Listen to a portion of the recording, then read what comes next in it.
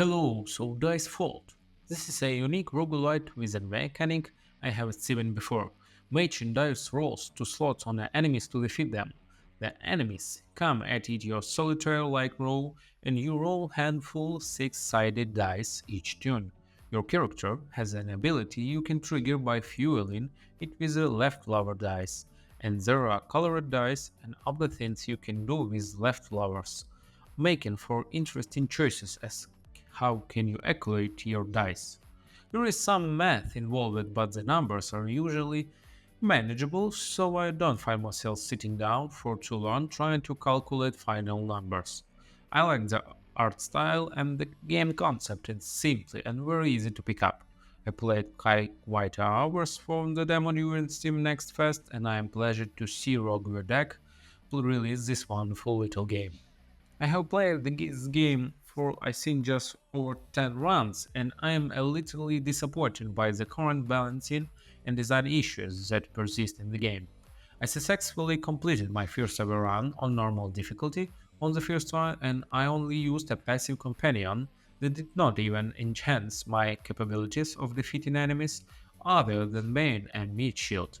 The rest of my 10 runs were on a hard mode, and the issues in the game have themselves there.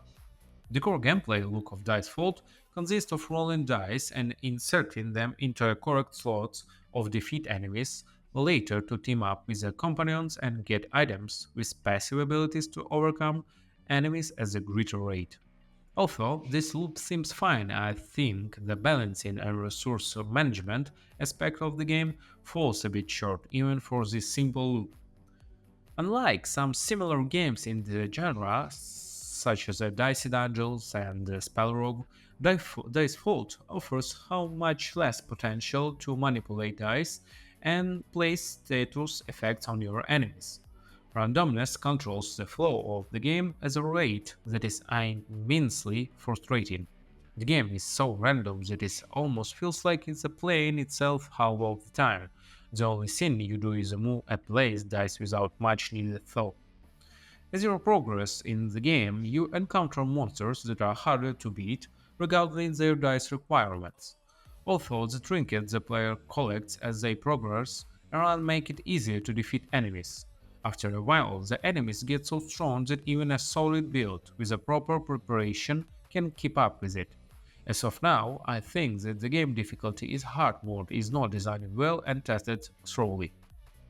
Other than the stuff I mentioned above, I must say that the development team has been updating the game each day since the release, and they shared a long roadmap of what is to come. I hope these problems I have faced during my time in the game will slowly fade so I can give another chance to the game in the future, but it's not as a feasible state for me yet. However, I think the game won't have the reliability of staying power of something like Slay the Spire, and here's why. Enemy abilities need to be conveyed much more clearly, needing to mouse over the exclamation point and then with the ability is finicky and the descriptions are not always that clear and some are beneficial. Some iconography or other visual indicators of what the enemy is about to do with a long way.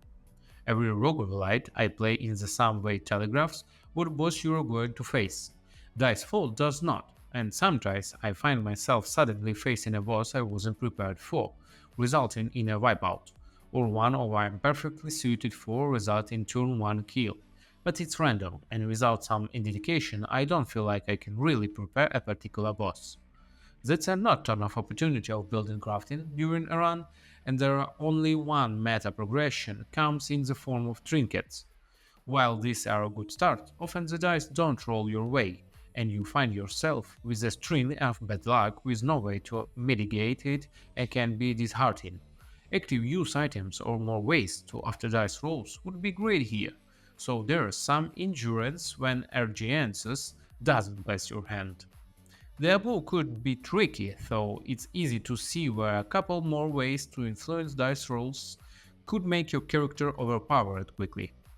However, combine it with not longer runs and more difficult enemies with more active abilities, I think expanded building crafting could definitely have a place.